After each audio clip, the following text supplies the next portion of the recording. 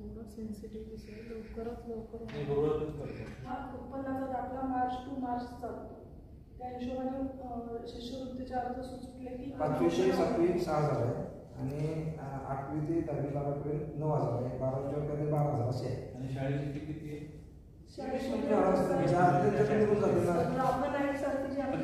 तेवढी मदत होते ना सर. जास्त नाही का विद्यार्थ्यांचा कमीत कमी शैक्षणिक खर्च वह्या पुस्तकांचा तरी निघतोय ना त्याच्यात. महापालिका शाळेत नाही का साहेब आपण शिष्यवृत्ती कुठल्या देतो? नाही पालिकेचे बरोबर आहे साहेब, पण महानगरपालिकेच्या तेवढी शाळा वर्ग आहेत का आपल्याकडे? बँकेतूनच लागते ते थोडे बाकीचे सर जवळजवळ 99% झाले आता.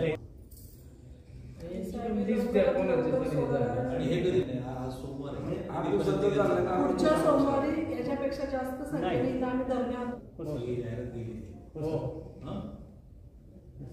एका सेक्टरमध्ये तर 5,000 40-50 हजार मतांनी कामगार बेस्ट कामगारच बसते, म्हणजे त्यांचं उत्पन्न अशा ठिकाणी त्यांना.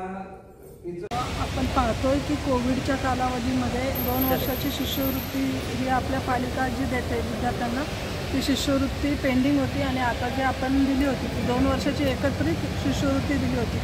परंतु त्याही शिष्यवृत्तीचे अर्ज भरून पालकांनी अर्ज भरून वर्ष दीड वर्षाचा कालावधी उलटला तरीही अजून बऱ्याचशा पालकांच्या अकाउंटमध्ये शिष्यवृत्तीची अनामत रक्कम गेलेली नाही. त्याचबरोबर 2023 आणि 24ची शिष्यवृत्तीची जे अर्ज जे आपल्याला जून ते जुलैमध्ये येणं अपेक्षित होतं, परंतु आता जानेवारी महिना आला, 10वी 12वीच्या वार्षिक परीक्षा आल्या, तरीही आजतागायत शिष्यवृत्तीचे अर्ज हे पालिकेने डिस्पॅच केलेले नाही आहेत. या संदर्भात आम्ही आयुक्त महोदयांची भेट घेतली आणि लवकरात लवकर शिष्यवृत्तीचे अर्ज देण्यात यावे ही वारंवार असलेली मागणी आज पुन्हा मागणी करत, जर सोमवारपर्यंत शिष्यवृत्तीचे अर्ज नाही आले तर आम्ही सर्व महिला इथे धरणे आंदोलन करणार आहोत.